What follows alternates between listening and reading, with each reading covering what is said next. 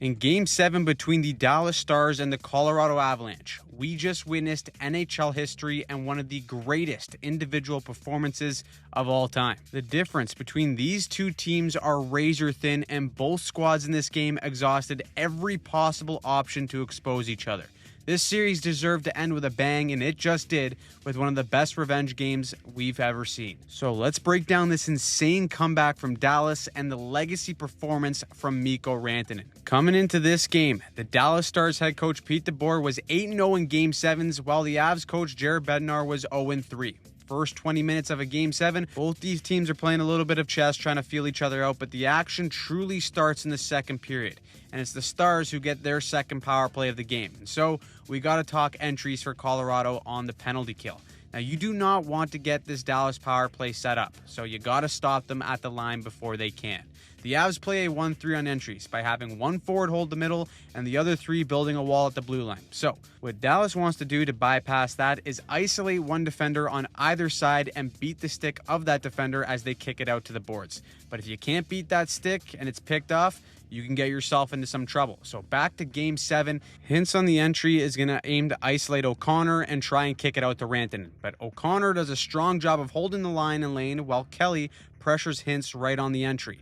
That creates a turnover, and now Dallas is caught. O'Connor gets the legs pumping, and stepping up is Josh the Marilyn Manson, the unlikeliest of players to get a shorty. He goes posting in, and it's all because of a great denial on the entry on the power play. 1-0 Avs as this one goes into the third. Now, 76% of the time, the team who scores the first goal in a Game 7 usually wins the game. But the Avs, they want to stay on their toes. So first minute of the third, they draw a penalty, and the extra man coming on the ice is the dog Nathan MacKinnon. Off the bench, no one picks him up. He's got all kinds of space, and he catches Ottinger just cheating off his post a tiny bit. MacKinnon has 7 goals in this series, and he leads the NHL playoffs. Another little stat, too, is that Dallas all season long have had 0 multi-goal comebacks. But then the Mikko Rantanen show took over. Now, as a player, where Rantanen is at his best is on controlled entries where he can delay and attack east-west to make a play. In fact, his very last point as a Colorado Avalanche is an example of this. It's a controlled entry. He delays by going east-west, which forces the D to have to change their speed to close the gap. And that's exactly what Mikko wants as he hits Makar in full stride to expose the speed advantage. In Game 7, the Avs see it again in the worst possible way. Dallas gets 4 in the rush, and with the D stepping up, Rantanen enters the zone with possession. But take a peek at the Colorado's D here. It's a near perfect gap with his stick, and watch the magic of Rantanen. Here comes the poke, and the pullback is perfectly timed. As that's going on, Lyubushkin drives the net to peel a defender back, and Sam Steele drives right into these two Avs to just open up the freeway for Rantanen all the way down Main Street, and he goes bar down. It's now 2-1, and the Avs have a chance to respond on the power play, but Makar shows us why $500 sticks are truly overrated. It explodes on the one-timer, and he ends up having to take a penalty on the way back to avoid disaster. So the Stars get a chance on the power play to tie it. Now, remember what I said about the 1-3 design for Colorado on entries? Well, near the tail end of this power play, the one forward who typically attacks gets a little too deep, and Harley makes a heads-up play to quickly advance the puck to Rantanen to try and take advantage. And that he does. 3 Avs are back, but Lindgren has his toes pointing the wrong way. Rantanen, being the offensive threat that he is going to instantly attack his heels and turns him inside out. He sells shot, Blackwood buys all the way, he goes around the world, and it banks off of Sam Girard's skate. A little bit of karma coming back in favor of the Dallas Stars after bad bounces sunk them in Game 6. That bounce ties it up, and Avs management, well, they're going to have a heart attack, and it goes from bad to worse because they take another penalty after Jack Drury hauls down Tyler Seguin.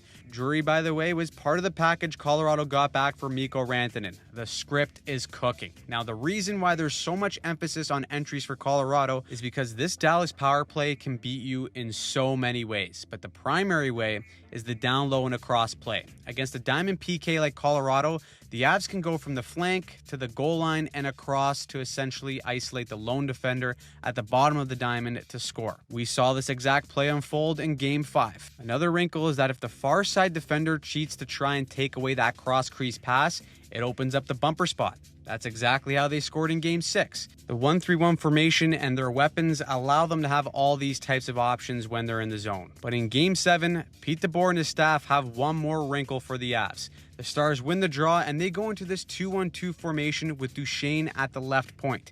But keep an eye on him, because as Rantanen gets this puck down low, Duchesne is going to motion all the way down low in front of the net to be a potential screen option if Harley wants to shoot this puck. Now from here, the Stars are in their more traditional 1-3-1 look. As soon as Harley defers to Rantanen, that is Duchesne's cue to kick out to the goal line. No one's picking him up because with the motion, things are happening too fast for Colorado's PK. It goes down low to Duchesne, and 3 Avs swarm Hintz in the bumper to take him away.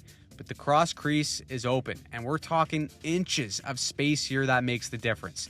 That play works because Wyatt Johnston is so far deep to the goal line and he can pick spots from there blindfolded. The cross crease connects and the Stars take a late lead.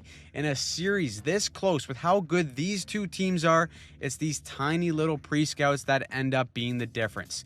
The clock winds down, the net is empty, and who gets the dagger?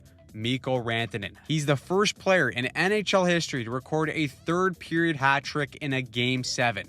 It's his 4th point of the night and his 9th point in the last 3 games to knock out his former team.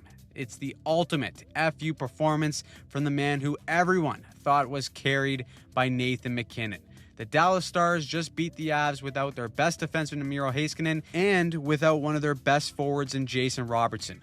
The Stars are also the first team in NHL history to pull off a multi-goal third-period comeback regulation win in a Game 7. Pete DeBoer, that stone-cold killer in Game 7s, is now 9-0, while Jared Bednar for the Avs is 0-4. What a series and what a performance for Dallas to move on. So, what do you think happens next? Are the Dallas Stars now your cup favorite after that series? Personally, after seeing what they did with some key injuries in their lineup, it's hard to imagine them not going all the way if those players are reinserted back in the 2nd or 3rd round. What do you think happens with the Avalanche moving forward? In 9 years under Jared Bednar, they've only made it past the 2nd round once. Now, they did win a Stanley Cup, but with all that talent, some questions are going to be raised. Not to mention, they literally traded Mikko Rantanen and he single-handedly ruined their season. Even when you look at some of the advanced numbers, Colorado beat them in O-zone possession, slot shots, rush chances, expected goals, but Dallas just got the more clutch performances. Even then, you can't argue that Nathan MacKinnon wasn't clutch because he literally has 11 points, only trailing Mikko Rantanen for the NHL playoff scoring lead. Anyways, for now, it looks like the Dallas Stars may have won the Mikko Rantanen trade. So let us know your thoughts down below, and for more in-depth breakdowns and recaps of the NHL playoffs, subscribe to the channel and turn on notifications so you don't miss a thing.